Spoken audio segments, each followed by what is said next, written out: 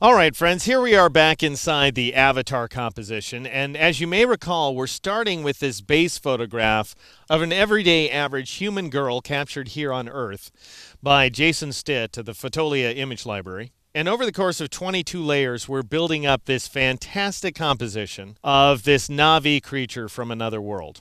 And we're now poised to create the eyes, more specifically the irises and the pupils right here. And we don't have much to work with in the first place. If I alt-click or option-click on this eyeball to turn off all the other layers, you can see that her original irises are quite small. We only have half irises to work with, really, because they're cut off by the eyelid atop here. And the pupils are dinky, presumably because this is a bright day and the sunlight's coming into her eyes.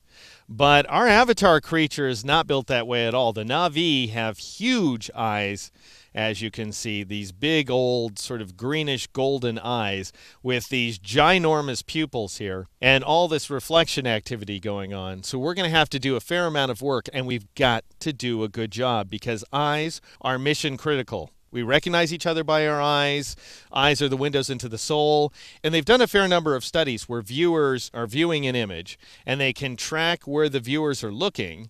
And we spend most of our time, where portrait shots are concerned, looking at the eyes. So we've got to get them exactly right. And we don't have much to work with in the first place. So this is going to be a fairly complicated project. We're starting at this point here. I've gone ahead and saved out my progress as blueskinbrownhair.psd, and it contains all the layers we've made so far. That is the two liquefied layers, one for the eyes. It's called liquefy eyes, but it's really for the mouth and the nose as well, and the cheekbone here. And then we have another for the brow and the nose. That's covering up those eyes, you may recall. This is what things look like without that brow and nose layer. This is what they look like with that brow and nose layer. So very important, that aspect right there, the bridge of the nose. And then we have all these layers inside the blue folder, these grouped layers, that are ultimately coloring her skin blue without affecting her hair at all, leaving her hair nice and brown, those beautiful braids.